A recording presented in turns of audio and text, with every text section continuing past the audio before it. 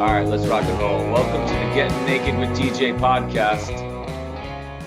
I am Naked TJ, apparently.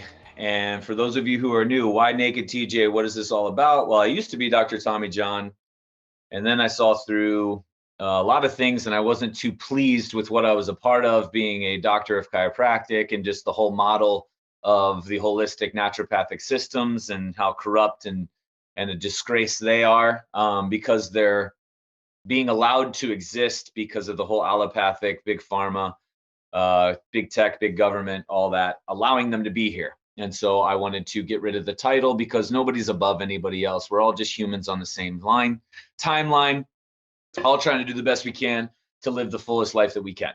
And no doctor or no professional or no guru or no therapist or no anybody knows your system or knows your body or knows what you need better than yourself. And we just have to start getting back to connecting with said self.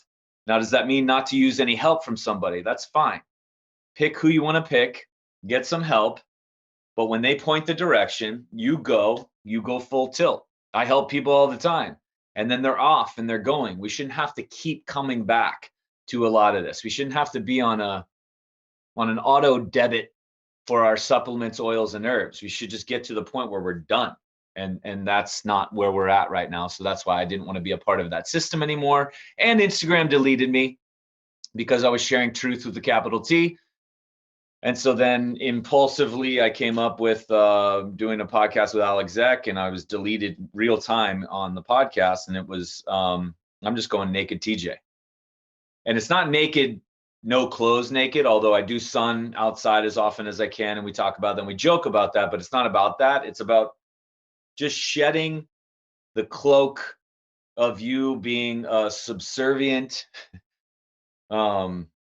docile, controlled human wearing many masks, donning many outfits, many costumes to play all these different parts the way society wants you to be, the way you're supposed to be. So it's time we all started getting naked.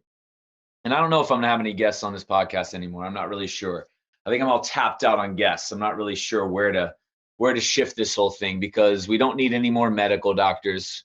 We don't need any more spiritual people. We don't need any more fucking fascia experts or movement experts or nutrition experts, or I don't know what we need to be to pick the brains of. But we're done with all that. Like we're done. We don't need any more of that. All right. So this is going to be kind of a mishmash session. Some things I wanted to cover. God, where do I start? All right. So to get to the whole, I've like flipped people's brains inside out by saying that stretching doesn't help tight muscles and drinking water doesn't hydrate you. Plain water doesn't hydrate you. And this is like the most upsetting two things that people, and then I threw in jogging, that jogging isn't healthy and a healthy activity, or is it exercise? It's more of a sport or an arbitrary thing that people choose to do. But the reasons they do it, it's not helping those reasons. If you want to compete jogging, that's another thing. But as far as like health is concerned or training, it's the antithesis of that. And I just want to clear it up because people are losing their minds. Let's start with water. My God. Take the most extreme case, the most extreme situation you could possibly be in. You become dehydrated. And I mean actually dehydrated. Not what these professionals are telling you, that all your symptoms, your herniated disc is because you're hydrated, your headaches are because you're dehydrated, you're fat because you're dehydrated, you have wrinkles in your skin because you're dehydrated, you pulled a muscle because you're dehydrated. Jesus, stop fucking outsourcing everything to dehydration. Do you know how hard it is to get dehydrated, to become that? It's a very serious situation, and you are not experiencing it. Much to the dismay of all the people that you've employed, you're not dehydrated. You've got a whole slew of other issues, but hydration is the least of your concerns. And if it was, plain water just isn't going to cut it. It's like filling up a bathtub with the plug pulled. So let's go to the most extreme case, like you've been stuck in the desert for 12 fucking hours, surviving, and oh my God, all your systems are depleted. The body's going into just straight up survival mode. you may be dehydrated. Your pee is like dark brown. I mean, you are struggling. That's dehydration. So you go to the hospital. Not a real place I would ever go, even in this state, but that's okay. You go to a hospital. Even in their ghetto ass approach to trying to solve your problem, really, they take this with everybody. The first thing they come in, really, they do it because they can upcharge on this fee. Is another thing, because I think a saline bag is like $1,000 or something. It's just straight bullshit. So they put everybody on saline. Just mark it up. So you come into the hospital and you're dehydrated. What do? Do they hook you up to a bottle of Avion or Smart Water or structured Berkey water or an osmosis, reverse osmosis, Kangen, like whatever? Or do they hook you up to salt water? In the most extreme case of dehydration, they would never use plain water. And these are the biggest morons on the face of the planet when it comes to health, a hospital system. Some of the people in there, like Rita Rogers, actually have a brain, have a very big brain, have a very useful brain, and critically think like crazy people, trying to awaken everybody from the inside. But the majority of who you've got in a hospital are so disconnected and gone. And the whole system, the whole fundamentals of the system are gone. So these are the biggest morons on the face of the planet when it comes to health. They're giving you salt water because they know plain water doesn't hydrate. And it's like, well, then they can't drink the water because the person's out unconscious or whatever.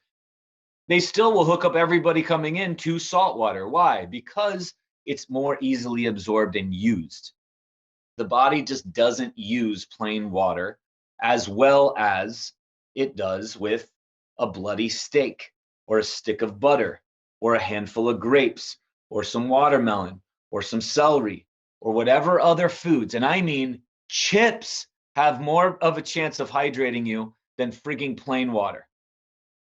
The body takes in those materials, breaks them all down, shuttles them into the system, tries to assimilate if your digestion's good, which most of us aren't. But it does the best it can. And then in taking the nutrients, the water is attached to those, and the water then gets transferred to other cells to turn into not water, but this gel-like substance. If you were crushed and squeezed and wrung out, you're not going to squirt out water. You're going to squirt out everything but water, blood, plasma, all these things that go into your system. But plain water doesn't cut it. Now, everybody's holding on to this fact of, the science says, well, who was behind the study of the 8 cups of water a day or some bullshit? Like, the bottled water industry is insane. They're insane. Everything is to milk you for everything. There's like nothing in health to give you a power to go be a healthy person. It's to attach you more to needing stuff from the system. It's incredible. If it's not making you express symptoms, which people will call sick or disease, meaning if it's not making your body just express healing response, which that's all sickness and disease are, then it's keeping you in a bathtub with the plug pulled. Like, just continue to go where you have no change. And you're like, no, my water is so important. Like, do you ever get hydrated? Do you ever finish and get there? Why do you always seem to like suck on a fucking nipple on a bottle of water and you never are hydrated? Why is that? How is that possible? If it works, because it doesn't work. It's, again, filling the tub with a drain pulled. You just keep going. There's water in the tub in this scenario. So it like will give you something, but it's not what you're looking for. It doesn't provide what you're asking for it. And the expectation is not what it is. So let's be clear. Another thing, guzzling water dilutes your stomach acids. And we have an issue, including me. I had an issue with stomach acid. You're not digesting food well. You're not breaking it down. And you're not being able to then take it to its components to be able to assimilate it and absorb it. So our stomach acids are just fucked because of, all the diets we've tried, the stress that we succumb to every day, sympathetic dominance all day, hormone shifts, blue light addiction, our bodies are so confused as to what the timeline is. We don't even really know when we're tired or when we're sleepy or when we should wake up. Everything's timed. We don't even know when we're hungry or when we're craving foods or when to stop. The computers are tricking us into all this stuff. Like everything going in just has your body just trying to survive. And to survive, it's going to send everything into a fight or flight survival tissue. And that's not your stomach and digestive organs. So if you take that, which we're already up against it, and then you go ahead and dilute it all with tons of water, you're definitely not going to digest. And so somebody was saying, well, what if I drink my water with my food? Isn't that the same as all the food and the water mixing up? Yeah, it is. And so that's not what I'm talking about. I'm talking about the person walking down the road that I see every day on my street or outside carrying a friggin' thing of water because they can't leave home without it. It's a life preserver to them. I'd rather see them carry a stick of butter and gnaw on that. I'd rather see them carry a quart jar of grapes. I'd rather see them breathe through their nose. I'd rather see them take their clothes off and get sunshine or walk barefoot. More chances of hydrating than that bottle of water ever dreamed. Or for the people that cannot let go, and I mean can't let go, add something to your water to change the chemical composition of it so you actually digest it. Okay. But I have a water hydration thing, and it's basically this right here. Podcast is like podcast number 7, but people are losing their shit. They like don't want to give up their water. And it's like, fine. Honestly, don't give it up. But like many things, and I'm going to get to this because we're going to talk about stretching and jogging. Like many things, if we're consuming foods and we're outside and almost naked all the time, absorbing light, daylight, not sunshine. The sun is above the clouds all the time. The sun is out all the time. So it's just getting outside and exposing your skin, breathing through your nose. If we're doing all this, you're going to be hydrated. So if you want to drink water, fucking drink water. But if you're expecting water to replace your inability to go outside in the sun, your inability to breathe, your inability to make a fresh meal or actually source your meals, source your ingredients of your meals, you're missing the point. And that's what we have people doing. They're trying to do this one simple thing because it's easy and they can buy it and they can take it in, and I'll damn well not lose my water because everybody's promoting it. I have my water. I'm not going to make my meals, but I have my water. I'm not going to go outside, but I have my water. The sun causes cancer. Wrong. But I have my water. I'm not going to deal with my relationships, but I have my water. That's the problem we've got. People who are doing it how nature intended and how the body desires, go drink fucking water. Because everybody's trying to go like, not to be argumentative, but what about animals? We always refer to animals and children and all this stuff. What about animals? They'll go in and drink from a stream or whatever. And then somebody said they'll like lap up bowls of water. And I'm like, okay, because they get thirsty. And I was like, well, okay. If we want to talk about animals, then you got to live like an animal. Don't just cherry pick what you want and then add what applies to your life. So you want to live like an animal? Okay. You got to walk around all day. You got to eat wild. You got to stay outside.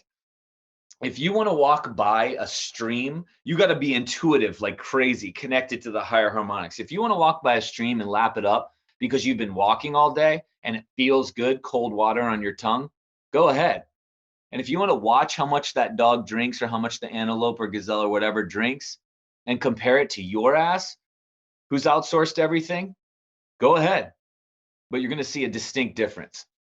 Now, as far as the animals who we have coming back into the house, were they jogging with you? Because you had to have your animal running by you because you guys are a partnership and you think your dog loves running miles. That's just straight comedy to me. The dog's like, what the fuck are we doing? I love you. I'm going to run alongside you because I love you, but holy shit, what the fuck are we doing? It is just insane. And then when the human's on a bike, that blows me away. Even if they're pedaling a bike and the dog's just like, I love you, human, but goddamn. Oh, and then they get inside and what are they given? They're given this bowl of water. Okay, but if the dog was outside, 1, they'd never be doing that activity. 2, then they got in and got all tricked out because of their activity already, and then they come in and just lap up water. I mean, if we let dogs and animals be animals, they just wouldn't go to the kibble. They just wouldn't be vegetarian. They just wouldn't do half the shit we do. They wouldn't be diseased or sick. We make them that way. And we see the healing response in them that's called disease or sickness or hip dysplasia or face infections and all that, because we, one, inbreed them. Two, we feed them our shit. Animals don't get sick.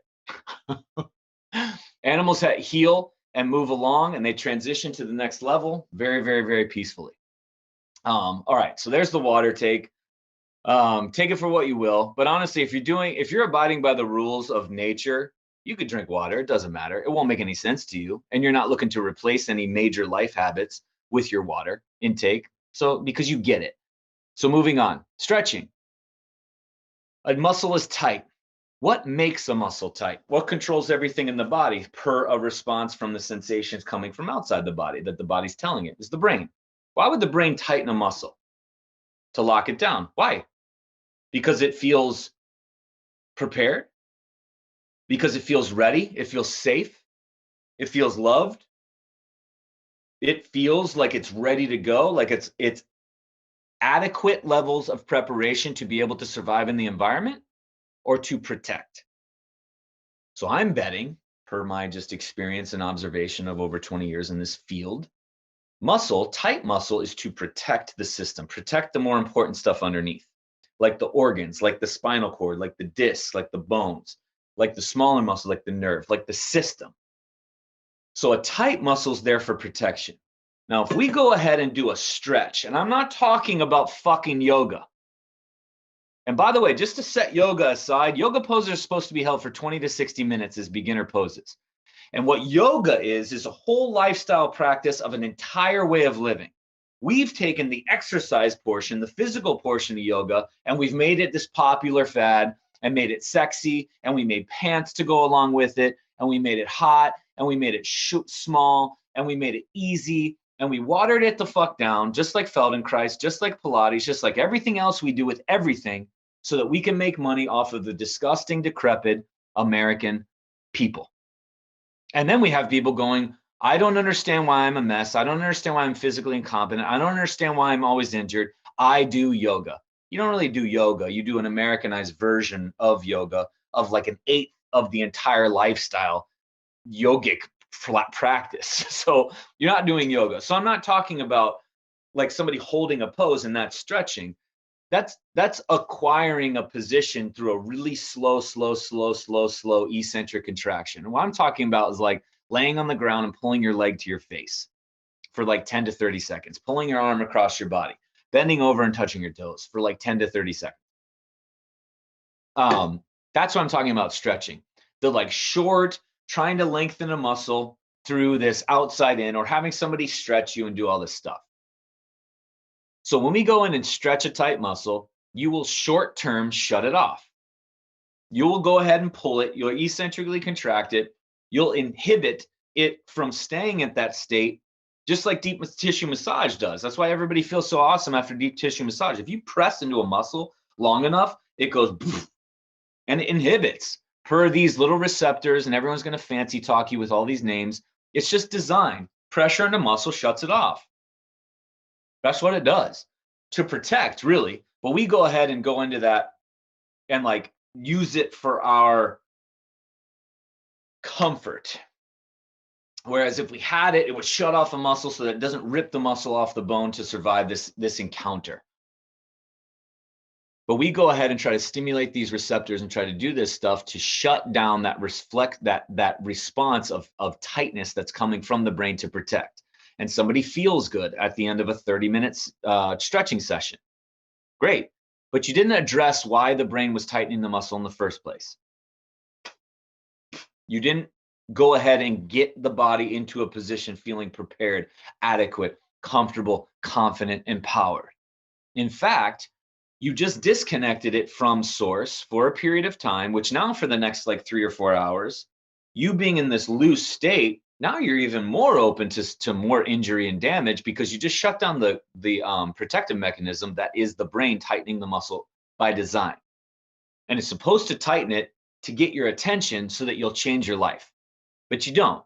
You just go ahead and implement something that just further holds you less accountable and less responsible. And it's easy. Anybody who wants to, and this is what I'm getting at again. So how do you get a muscle to not be tight anymore? You move it, you train it, you strengthen it, you reconnect it, you nourish it, you rest it, you sleep with it, you expose it to sun, you expose it to some amazing people in your life, you give it oxygen with breath. You do all these things with faith and belief in something greater. Like you start to acknowledge it instead of tricking it out so that you feel comfortable because you don't want to do the major stuff. If somebody is training and moving how I'm talking about, and they're prepared, and they're going about their life addressing the 8 essentials, and they really are accountable for everything, and they want to stretch, go a fucking head.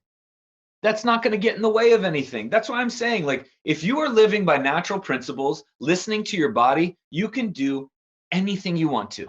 It is such a free life, but it's the people that don't live that way that are trying to outsource responsibility of all this stuff that they're supposed to be paying attention to, which is why they're feeling that response in the first place, to stretching, to water. You catch what I'm getting at?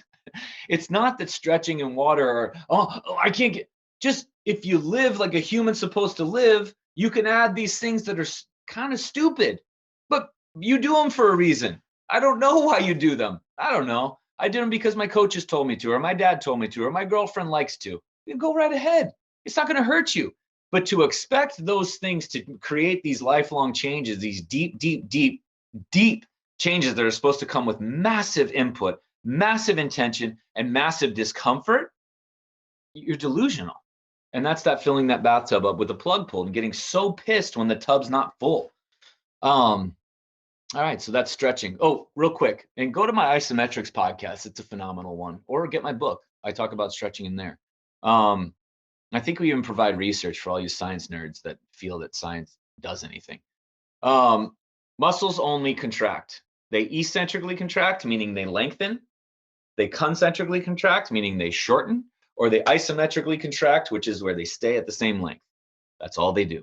They do not stretch. We're done. Okay. Jogging, yogging. What we've got is a submax activity that the body will adapt to. And unless it is pushed, which it's not, because everybody just goes at the same pace, just plop, plop, plop, plop, plop, which is basically just a controlled fall. It's just like falling and they're just stopping themselves. So they're not really pulling through the ground like you do when you sprint or you walk or you skip. They're just like controlling a descent. So you have this like imbalance of just where muscles develop from this activity, and they become obsessed with this activity because everyone's like, oh, the endorphins. Yeah, but you're also kind of medicating for something. The joggers are always, when you ask them, why do you jog so much? They're usually going through some major life trauma, a divorce or a death, or they've got some major stuff going on and they just have issues. And it's fine. We all have these things that we're trying to heal from, but they will outsource and medicate like we all medicate in certain ways. They'll outsource to like long, slow distance running. And that's where it gets kind of tricky because they won't give it up because they're like, well, you don't understand. It helped me deal with the divorce from my wife. Okay, but you know, that activity is then robbing you of your life actually. And you need to do things to provide so that you can survive jogging. So one, it makes your heart, lungs, and body weak. And when you are in practice, you test joggers, they're very, very weak. Their hamstrings are very weak. Their calves are weak. Their bodies are weak. Their bodies are mush. And we'll get into that. They can't really support their body weight for any period of time. They're just very weak. And like I said, I don't agree with it, but people who choose chemotherapy, since in my opinion, cancer doesn't exist, but it's rather the healing response, but somebody's going to choose chemotherapy and they want rounds of it. The doctor will even say, and again, the biggest morons on the planet are medical doctors, just because the schools make them morons and just put them into just being able to throw an algorithm, do a test, and just put them into a system. So they're morons. They will literally say, you can't go another round of chemo because you're not strong enough. They don't say you can't go another round of chemo because you're not flexible enough, cardiovascularly fit enough. It's because you're not strong and resilient. And joggers are not strong and resilient. And you know who I'm talking about. If you are one of them, when's the last time you actually faced something that was very difficult and you fucking stood it face to face and you ran right through it and you pushed through it? Or you constantly have a runny nose, constantly feel all run down, constantly feel like if you don't stop or if you don't continue to run, you're just going to explode, which you will, and we'll get to that. Or if you don't keep going, oh my God, this is going to be, I mean, it's just like this fear that the that the heart responds to cardiovascular work, and that's the way we condition it and train it and keep it strong. And it's just not it. So that's one thing. Two, you are using a source of fuel called fat for that activity, jogging. And when you do this enough times, you teach the body to take everything that it's getting and store it as fat so that it survives the activity that you continue to do. So what happens is a jogger will be fatter than anybody else who chooses to do other activities. And everyone's like, no, my weight's off. You'll lose weight initially if you're worried about weight, which you shouldn't be worried about weight. You shouldn't even be weighing yourself. But what'll happen is your body will store fat. So you're just like shifting muscle to fat because it'll keep it there. And then if you take the highest level of performing joggers and highest level sprinters, take like the world class, the marathoners are fatter than the sprinters. Fraction, like 6% to 9%, but they're still fatter because that's how it is. And if you've ever known a jogger, if your husband's a jogger, touch his back and it's all fucking mushy. And he's like this ploppy, skinny, fat mess. Do it with your wife. Do it with your girlfriend. Start to like acknowledge some of these things, see these things. Recognize what's happening. That's exactly what's happening. Just straight up waste of muscle because of the hormone shift, the constant stress hormone keeping up. The body storing fat, even if you're vegan, it's going to store fat. You're just this skinny, fat, mushy mess. And that's true. And then you got the inflammation, you got the muscle patterns, compensation patterns that I've seen, just all sorts of issues from a physical competency, neurological. It's just, I've never seen somebody come in and thrive as a jogger. If I did, I would go in and inspect jogging and be like, maybe I should add this in. And I was a jogger when I was a professional baseball player. Instead, I'm noticing, God, everybody's a fucking mess. They always have a runny nose or some congestion issue. So they always have like an immune response, which is interesting because you just deplete the whole system so that it feels the need to like catch up.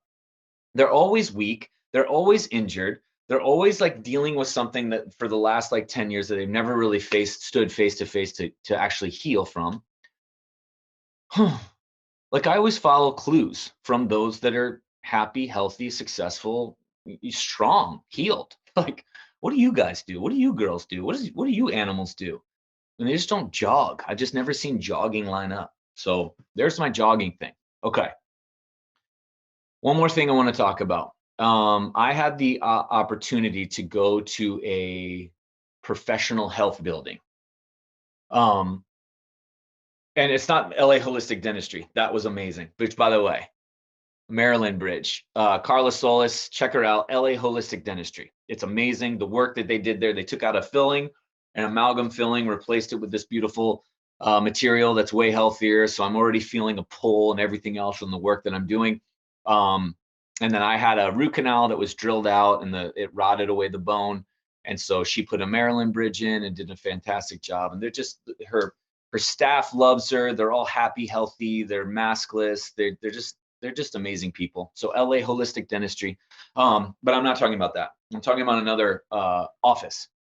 And when I was in, I was observing that there was all these flat screens on the walls, and the machines were top of the line, and the chairs were leather, and the paint was this, and the pictures were framed, and all this stuff. I mean, this fucking practice looked expensive. And rightly so. Not because they're good, but because that's what we put out. That's what we put out in health. If you look the part and you advertise the part and you dress the part and you smell the part and you have the credentials to follow the part, which was really, how I feel about degrees, then you must be the part. You must be legit. And all I kept sitting there thinking when I'm looking at all this stuff, I'm like,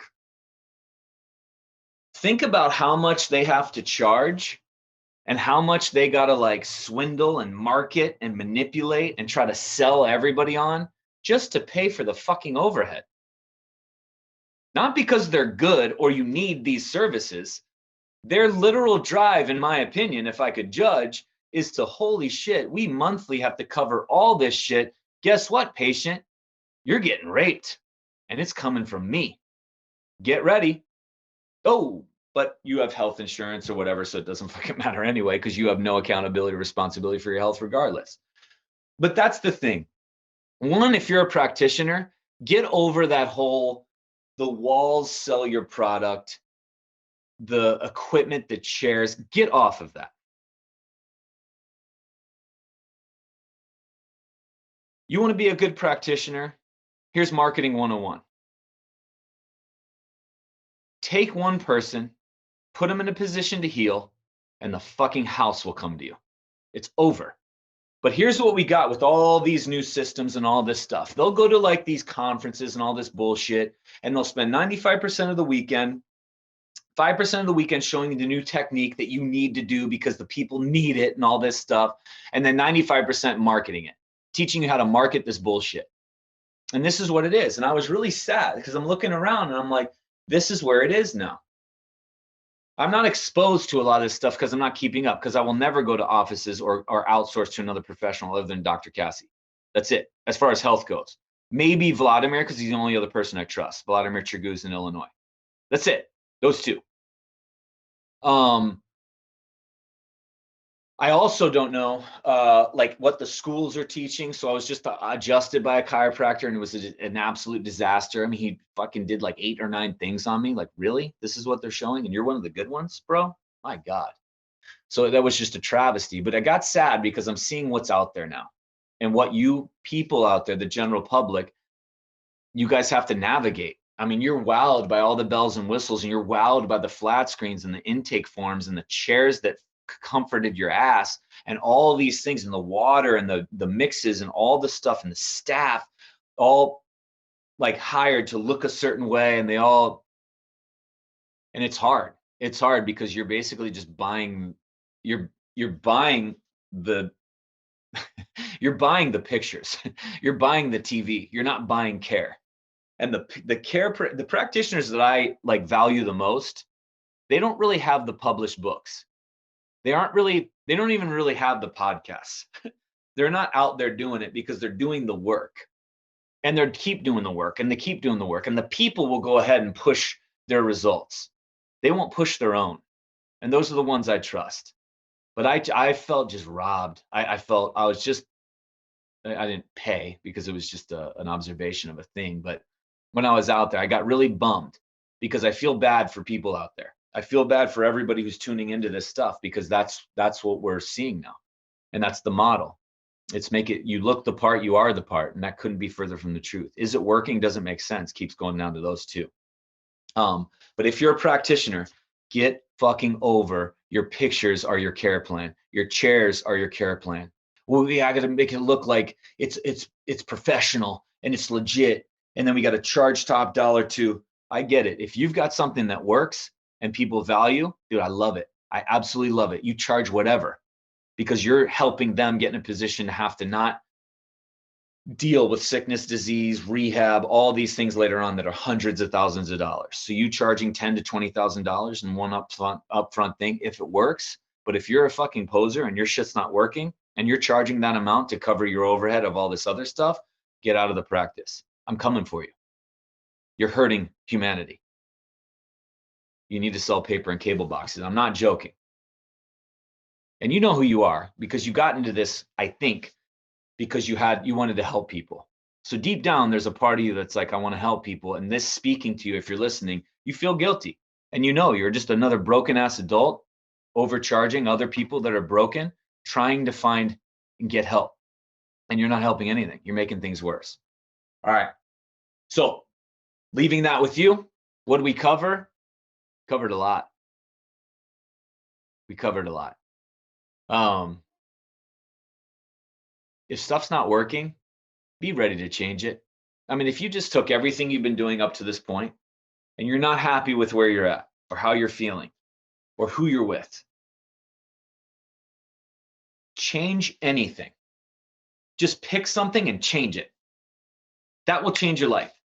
Because literally it's this holding on to the same stuff and then expecting something different. And I know like Tony Robbins said that or whatever, like, and then you go to Dr. Cassie, you go to me, and we deliver all this stuff. And then you're like, well, no, I'm going to continue to do what I do. I mean, that sounds great. It's like, why the fuck did you come in? I didn't go get you out of your house, hog tie you and bring you into my office. She didn't go beg you to come work with her.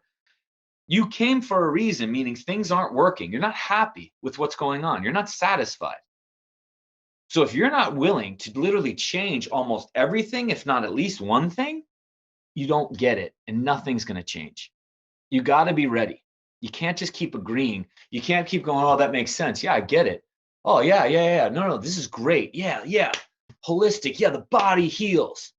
But you don't want to do anything about it. That doesn't match up. And that won't, it's not who we want to work with. It's not going to work because it's the ones that go in, they waste your time, they waste their money. And then all of a sudden it's, that shit didn't work.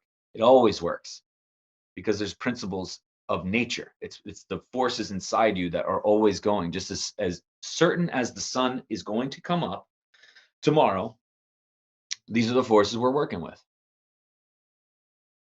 So that's it. Pick anything. That's why most diets work. And that's why these dipshits keep selling them. They'll put them on celery juice every morning and go, see, look at how different you feel. And everyone's like, oh my God. It's like, you just changed your normal shit morning routine and added something that doesn't make any sense at all. And you had a response. It's not that, it's just that you changed something. And if you change something to actually a principle of life, you will notice this compounding exponential change later on. Pick something of the 8 essentials. Pick something that you know isn't ideal. Make it small and just change it over 30 days to 90 days and watch what happens. Your life will literally change right in front of your eyes, and you did it. And now all of a sudden you have the power inside. You feel more empowered. You feel that you did it. You realize you're the guru. You realize you're the only specialist you need. You can do this again, and you can do it again, and you can do it again. All right, leaving you with that. Thanks for hanging out with me. Thanks for getting naked with me. Continue to tune in. I'll keep these coming. Cheers, people. Okay, so coming back to you for a PS to the stretching component of the last video, to end this podcast. And this is maybe one of the most important points. And I realized this. I used to use this in my discussions with people a long time ago, and I forgot about it. So let's just say this. Let's say we go ahead and do something like this and pull the arm across, or we throw a leg up in front of us and we go ahead and pull ourselves down, and we establish a greater range of motion.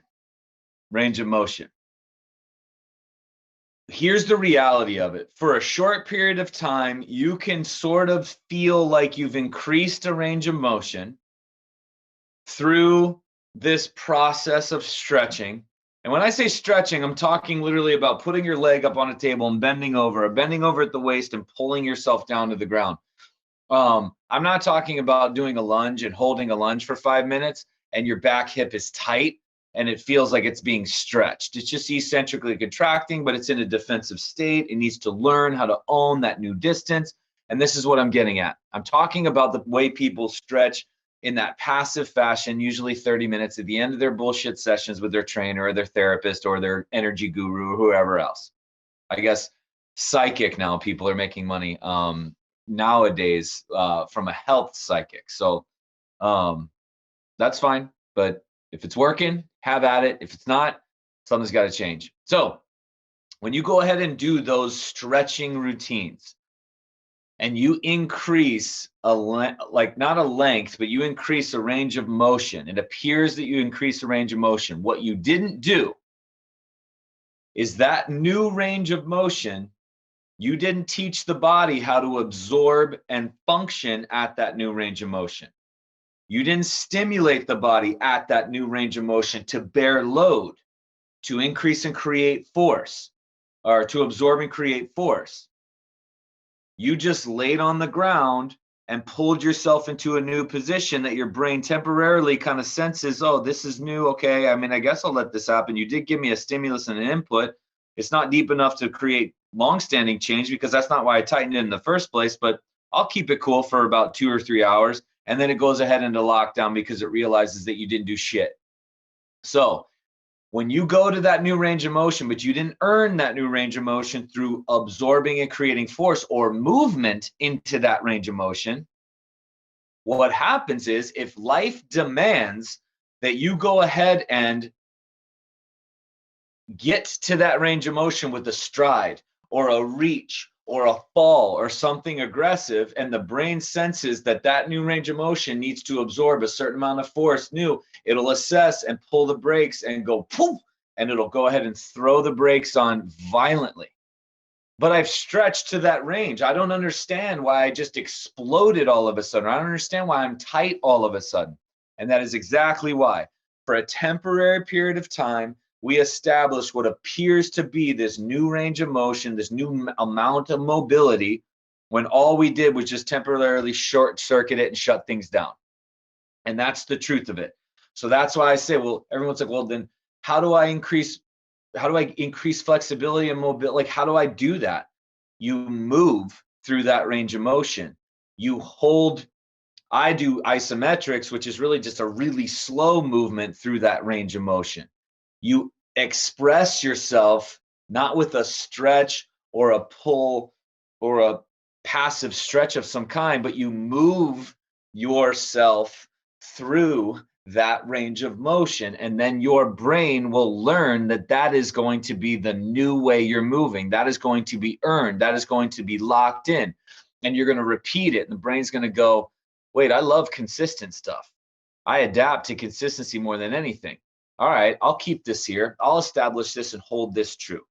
And that's the biggest component to why stretching, it just doesn't hold. And bottom line, the people who are dialed in, as I've said, who are moving, who are movers, they never feel the need to stretch because their body just doesn't respond that way.